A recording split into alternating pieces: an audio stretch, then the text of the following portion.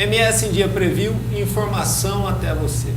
E a edição do programa, dessa vez, é com uma lenda do nosso judiciário, uma pessoa que está entrando para a política e, como diz na gíria, já chegou chegando. É candidato absoluto ao governo do Estado, líder nas pesquisas, poderia ser ao Senado, poderia ser o que ele quisesse. Que construiu uma biografia ilibada, limpa, de sucesso e que poderia ter custado a própria vida dele. Para você entender um pouquinho mais da história do juiz Odilon de Oliveira, fica no vídeo.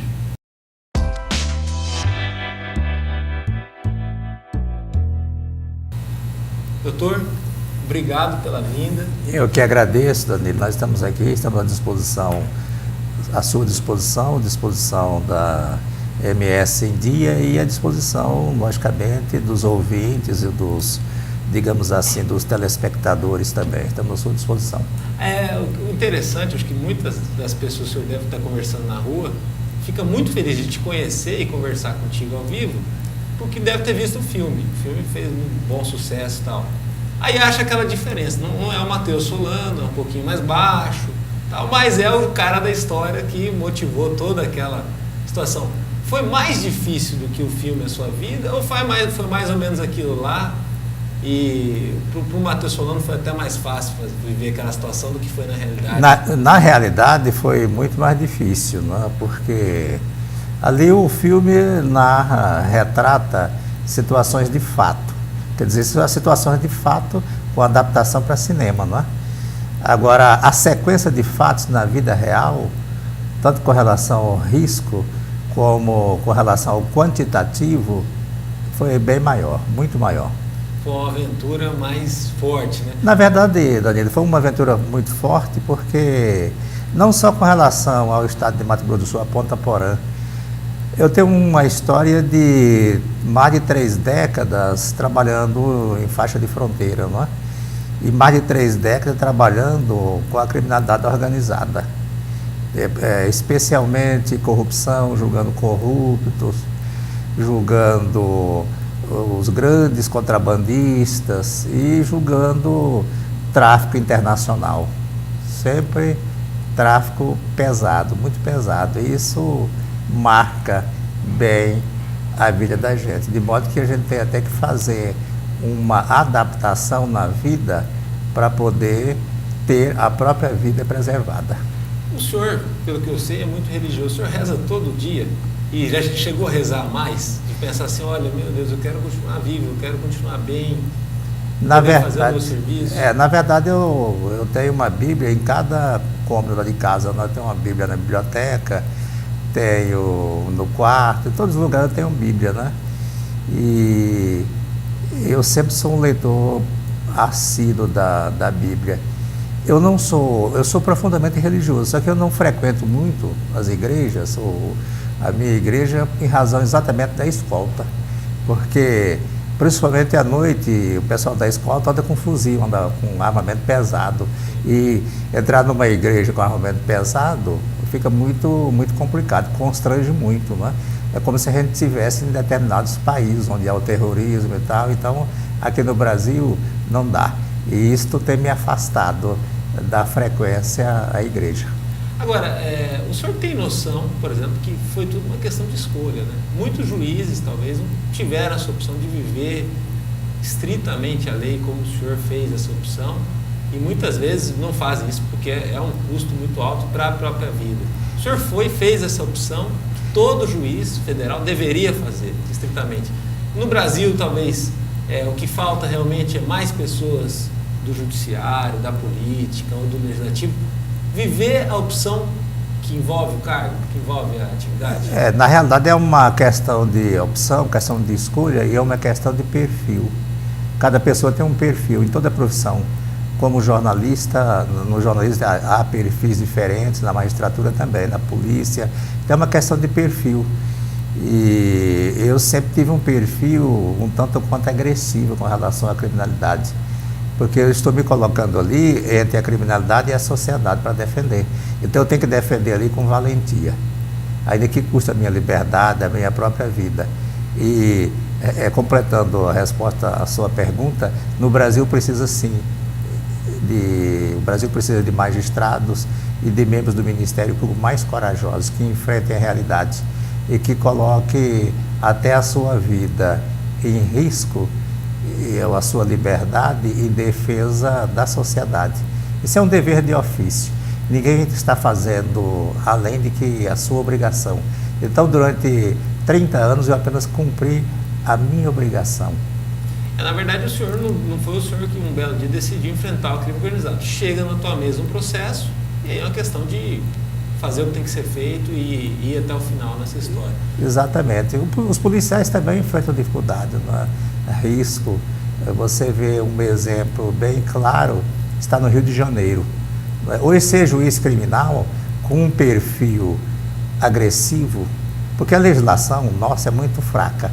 Então, você tem que considerar a legislação penal como se fosse uma régua. Você vai oscilar entre o 0 e o 30 centímetros. Então, se você ficar abaixo dos 15 centímetros daquela régua, você não pode fazer nada. A criminalidade é muito pesada. E se você ultrapassa isso, logo vem a resposta.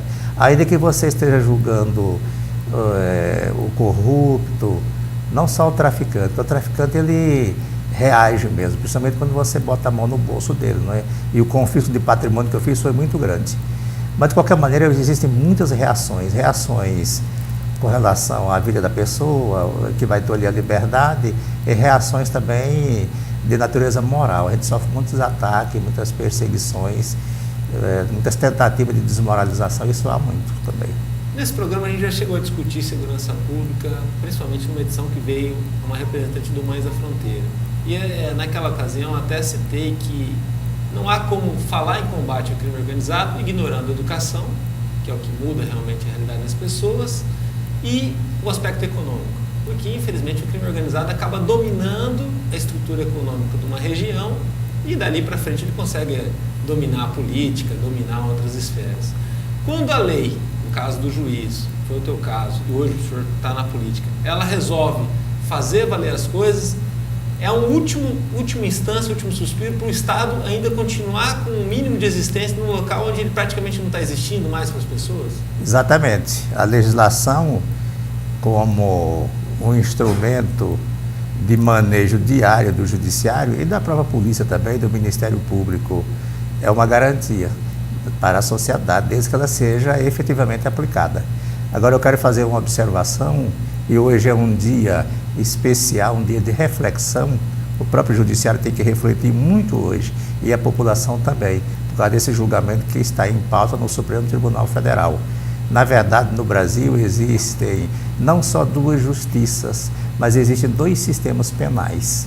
O sistema penal começa no Congresso Nacional com a feitura das leis, passa pela polícia, Ministério Público, passa pelo judiciário e vai até a execução da pena. Isso aqui é o sistema penal. O sistema penal no Brasil ele está podre, moralmente podre, materialmente podre. Agora o problema é que existem dois sistemas penais. Existe um sistema penal para o bacana, para a elite, ou então aquela pessoa que tem um poder econômico muito grande, e existe um sistema penal para o restante. A verdade é essa, eu nunca neguei isto. E a gente verifica isto na própria legislação.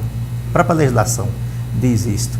Porque se você aplica 3 anos, a pena mínima de 3 a 8 anos para alguém que furta um carro num estado e leva para outro, e aplica de 2 a 5 anos apenas só, numa pessoa que sonega milhões e milhões de reais, isso aí já é um retrato de que efetivamente existem dois sistemas penais. Isso é apenas um exemplo, são vários e vários e vários exemplos. Hoje o judiciário tem na sua mão uma grande oportunidade de demonstrar que quer ele, também através do Supremo Tribunal Federal, querendo efetivamente passar o Brasil ali. Não importa o camarada, não importa a pessoa. Agora, o senhor veio de uma cidade muito pobre, muito humilde do Pernambuco, e foi através da educação, da busca por oportunidades que não foram tão acessíveis assim, que o senhor conseguiu avançar na carreira do judiciário até se tornar juiz depois.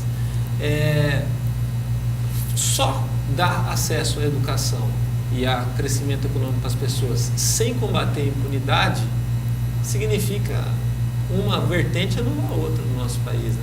E o que a corrupção faz com o Brasil é praticamente estagnar ele, né? Exato. Não se pode falar em segurança pública, Danilo, sem falar em investimento maciço na educação. Investimento maciço na educação e investimento maciço na saúde. A educação é o ponto de partida e também o ponto de chegada. Quer dizer, é o trajeto todo que se faz através da educação. O desenvolvimento de qualquer pessoa, o crescimento de qualquer pessoa e o crescimento de qualquer país não se faz sem a educação e não se faz também sem saúde. Principalmente aquela saúde preventiva, é o que falta no Brasil. Reclamam-se de leitos, faltam muitos leitos, faltam leitos no Brasil, mas a população deveria reclamar, e todos nós deveríamos reclamar, da falta de saúde preventiva, não é? A educação também, nossa educação, o Brasil é o 7º ou 8º país mais rico do mundo. A educação pública está em 80º lugar, quer dizer, é uma das piores. Então, onde é que o Brasil quer chegar desta maneira? Nós temos que praticar a segurança pública, praticando o crescimento moral das pessoas, o crescimento intelectual das pessoas, dando condições, dando emprego, desenvolvendo o país. Porque, caso contrário, o país, quando está em ruína moral e ruína econômica, ele serve apenas para o crescimento da criminalidade. Agora, o senhor fez uma opção corajosa também, como o senhor falou agora há pouco, de ir para a política. Poderia ficar só no judiciário, na tua biografia de judiciário, ficaria com alguém muito famoso, uma referência nacional, inclusive, pelo que fez. E aí opta pela política, que é aquele terreno que, infelizmente, por conta da falta de educação, é uma terra sem lei. É uma terra sem lei, tanto pela impunidade que existe, quanto pelo próprio fake news e tudo mais, né? A gente sabe que a gente vai chegando, aproximando da época da campanha, as mentiras, elas ganham vertente, e aí depois, muitas vezes, às vezes nem se comprova a informação, mas aquilo já foi veiculado, já atacou a reputação de alguém e tal. Quanto que o senhor pesou, quanto tempo que o senhor demorou para tomar a decisão de falar assim, não, eu vou para a política, porque se eu não for para a política, eu não faço o meu dever como cidadão completo, e eu tenho muito a fazer ainda. Eu acredito que deve ter sido isso que o senhor pensou. Quanto tempo que o senhor ponderou em cima disso, para depois falar para a família, falar para todo mundo? Eu me aposentei no final de 2017, depois de trabalhar 55 anos. Mas eu já vinha pensando em ingressar na política, pelo menos desde 2015, 2016, fazendo assim uma reflexão. Logicamente sem decisão nenhuma, sem fazer nenhum compromisso com ninguém. E a convencer a minha família foi fácil, porque durante a magistratura, o tempo de magistratura, 30 anos de magistratura federal, eu resisti a muitos ataques, e ataques daqueles mais violentos possível. Então eu me entendo como uma pessoa resistente a ataques, inclusive ataques morais também. E a gente vai rebater fake news, invenções, mentiras, com a bandeira do nosso passado. E eu quero ir para a política, sim. Nós temos que substituir na política, na vida pública, substituir aquelas pessoas que andam praticando atitudes de rato, aqueles que andam roubando, saqueando os cofres públicos. E as pessoas até me perguntam, mas você exerceu a magistratura, estava tranquilo e tal, uma pessoa super conhecida e tal, vá sossegar. Vamos sossegar e deixar os ladrões roubando, tomando conta desse país, dilapidando o patrimônio público. Então eu vou sim para a política para ajudar a solucionar essa questão, que é muito grave em nosso país. Como juiz, enfrentando um crime organizado, o senhor chegou a receber ameaça de político? Não precisa dizer qual, no caso. Porque político também se envolve com crime organizado, né? Eles não... Eu já cheguei a receber assim, ataques morais. Planos para me desmoralizar, isso de corruptos, eu já recebi. Porque o corrupto, ele não ameaça, ele pode até planejar a morte de alguém, né? Mas a primeira tentativa do corrupto é desmoralizar o judiciário, o juiz, desmoralizar simplesmente. Essa é a primeira tentativa dele. Atacar a imparcialidade. Ataca, exatamente. Então, atacar, desqualificar a pessoa, isso é uma constante na vida de um juiz que é ativista contra a criminalidade organizada.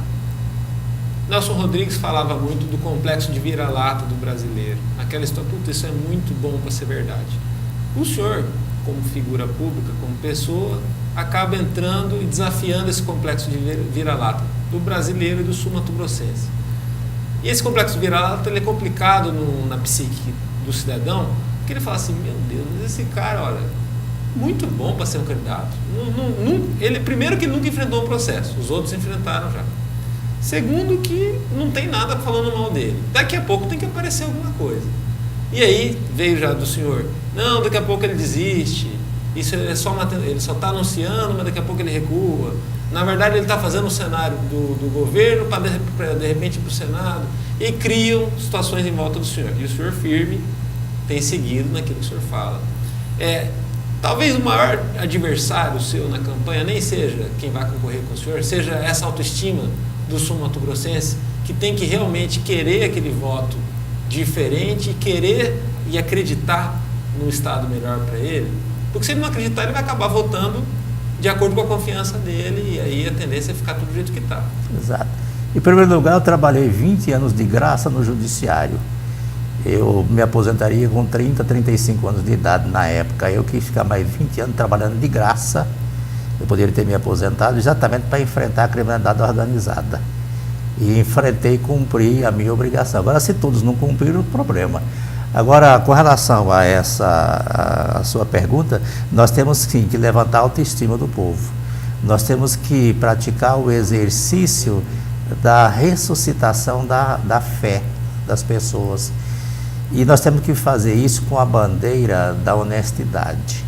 Quem tem bandeira de honestidade vai conseguir convencer o povo. Quem não pode hastear a bandeira da honestidade, da lisura, através do seu passado, representada pelo seu passado, o retrato do seu passado, não vai poder sequer conversar com o povo. Eu saio pelas feiras livres, pela cidade, e qualquer lugar que eu vou nas periferias, eu sou interpelado pela população. Tirar fotografia, dar autógrafo e tal, então eu já vejo nisso um grande reconhecimento e um recado do povo no sentido de que o perfil que lhe agrada é exatamente o perfil baseado na ética, feito pela ética, por princípios morais, princípios éticos, e isto eu tenho certeza que nós temos de sobra. Agora, a política, há quem fale que é um território onde a flexibilidade acaba imperando, o que não é bom, porque às vezes os procedimentos saem mais caros e mais demorados que deveriam. A gente vê pelo caso das obras, quando a obra não é entregue quando deveria, ou sai mais caro do que também era anunciado. O senhor deve enfrentar 2 homens que já governaram o Estado, a cada um à sua maneira, e que acabaram criando uma coalizão ali, e criando uma frente. Provavelmente cria expectativa. O Odilon é diferente do que já foi feito até agora. O que o senhor poderia fazer de diferente com relação a isso? E se há um pensamento do senhor particular quanto a governar no poder público? Eu quero governar dentro da lei. O que pautou a minha caminhada durante... É o que já ajuda a evitar muito desperdício. Exatamente. Então, se você pratica a honestidade, caminha dentro da lei, você tem cuidado com licitações, tem cuidado com a prestação do serviço público, a realização de obras, isto é, não deixando furtar, não deixando roubar, como tem acontecido no Brasil inteiro, já é um grande caminho andado. Agora você tem que governar com habilidade, e você não vai governar sozinho. Você tem que governar com técnicos, com pessoas especializadas naquela área. Não é necessário que o governador já tenha sido professor para administrar a segurança, a educação, tenha sido delegado para administrar a Secretaria de Segurança Pública, tenha sido médico para administrar a Secretaria de Saúde e assim por diante. Não é necessário isto, certo? Então, a gente reunimos habilidade, muita experiência, muita vivência e exatamente temos uma visão também bastante ampla do Estado, porque trabalhamos aqui no Estado já há quase 40 anos, temos uma visão muito ampla. E com esses requisitos, com esses atributos, nós vamos sim fazer uma coisa diferente no Estado. O primeiro requisito é não se praticar falcatruas, porque o Brasil ele está entregue de ponta a ponta a uma legião de bandidos. Com relação o senhor usou até a expressão ativismo no dado momento, além de toda a atividade que o senhor fez pelo judiciário, também o senhor teve uma preocupação social de ir em escolas, levar esperança, falar da tua história e falar de justiça, falar de educação para crianças, jovens. De repente lá alguém que sonha em ser juiz no futuro e enfrentar a criminalidade e que pensa que talvez pudesse ser improvável por conta da origem humilde, o senhor sendo uma prova viva indo até lá e falando isso numa escola pública torna essa revolução possível. O teu governo, caso ele venha acontecer, ou a mensagem que o senhor possa passar numa campanha é inevitavelmente a da inclusão por conta da sua história, e aí todo mundo passa também uma mensagem de inclusão, mas aí depende da carga e de como que é a verdade que cada um passa. O senhor vai passar uma verdade no teu coração se o senhor falar disso. No caso, alguém que depois trabalhou no judiciário mais tempo do que poderia, muitos queriam aposentar e curtir a vida. E aí, além disso, resolve dar palestra e levar motivação para as pessoas, é alguém que quer realmente não só concorrer, mas validar uma mensagem diferente. Exato. 2014 a 2017 eu proferi 452 palestras. Em 2018 eu continuo com esse mesmo programa de palestra, de orientação, cedo para crianças, para alunos nas escolas e à noite para os pais. E eu já faço isto há muito tempo e eu sou um defensor ardente da inclusão social. Eu deveria ter me aposentado 20 anos atrás e preferi continuar trabalhando, recebendo o mesmo salário. Eu até poderia estar fazendo outra coisa do meu interesse, mas eu preferi assim, exatamente para no judiciário eu praticar essa inclusão. Trocando em miúdos, eu trabalhei a mais durante 20 anos, sem nenhum adicional de ganho, exatamente para poder ter a oportunidade de continuar praticando essa inclusão dentro do judiciário. O judiciário tem que mudar, pelo menos 20% do seu tempo, ele tem que atuar diretamente na prática de ações sociais, e procurando a comunidade, procurando as pessoas, dando orientação para as pessoas. Isso faz com que até o crime diminua. E no caso, por exemplo, assim, enfrentar o crime, botar um criminoso na cadeia, realizar um confisco de bem, também, de certa forma, é inclusão social, né? Porque ele está retendo a economia de uma região, ele está segurando, ele está levando para ele uma riqueza que era para estar sendo distribuída. Né? Exatamente. O que eu mais fiz na vida, especialmente de uns 11 anos para cá, foi confiscar bens. Há 11 anos eu assumi uma vara julgando com jurisdição sobre todo o estado de Mato Grosso do Sul. Então, todos os crimes financeiros eram julgados por mim. E todos os crimes de lavagem de dinheiro, aqueles crimes conexos com esses crimes, por exemplo, tráfico, a corrupção. E a gente conseguiu, durante esses 11 últimos anos, confiscar 258 imóveis, fazendas, apartamentos de luxo, todo tipo de imóvel. Uma quantidade de mais ou menos 800 veículos, muito dinheiro confiscado nas contas de criminosos, de corruptos, e em torno de uns 20 aviões, muito gado, um patrimônio enorme.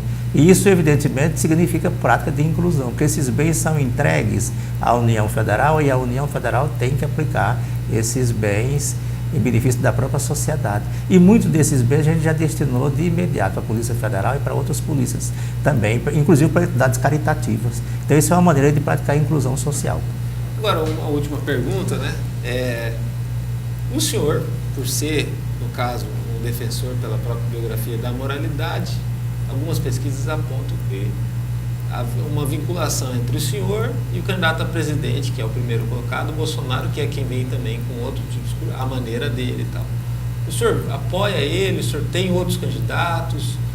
O fato de, por exemplo, assim, haver essa vinculação é natural?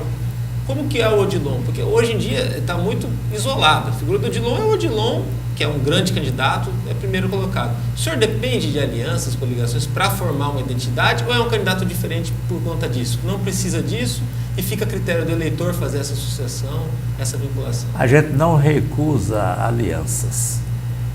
A não ser que seja por gente errada, né? Exatamente, a não ser que haja corrupção. Nós não queremos corrupto do nosso lado. Isso eu não quero corrupto de maneira alguma. Agora, eu especialmente tenho uma grande preocupação com a aliança com o povo. Essa aliança com o povo eu já venho praticando há muito tempo, mesmo antes de eu pensar em política. Essa que é a aliança que efetivamente interessa. E essa aliança é que garante o resultado numa eleição. Então a gente aceita sim coligações com partidos políticos, desde que sejam pessoas decentes. E vamos intensificar a nossa aliança sim com o povo. Agora, é interessante o senhor vai falar, esse detalhezinho, o povo, muitos e a maioria dos políticos esquecem, né? Inclusive se preocupam com estruturas, se preocupam com o tabuleiro eleitoral das alianças, ou até outras questões, com a própria vida, a própria dificuldade para concorrer. E se não lembrar do povo, fica mais difícil ganhar uma eleição, ou lembrar do povo como um detalhe, num momento que a população vai estar muito exigente por atenção e por debate. Na verdade, no Brasil, o povo, a sociedade está virando detalhe. Assim como a família também, a gente luta por uma família forte, uma família que cresça e eduque seus filhos dentro de princípios morais, princípios éticos, dentro do caminho da espiritualidade, com Deus no coração dos seus filhos. A gente luta por isso. Agora, os políticos, eles se esquecem, sim, e cometem um erro muito grave, o esquecimento do povo durante a sua administração, durante o seu período de mando, e não pode haver esse esquecimento, de maneira alguma. Obrigado. Eu que agradeço. Passou rápido. Passou muito rápido. Eu acho que é um assunto pertinente. MS Dia Preview, informação até você. Se gostou desse assunto, convido você à próxima edição para acompanhar mais o José Odilon. Acompanhe as plataformas sociais dele, de mídias sociais, e a gente também no www.msdia.com.br. Um grande abraço.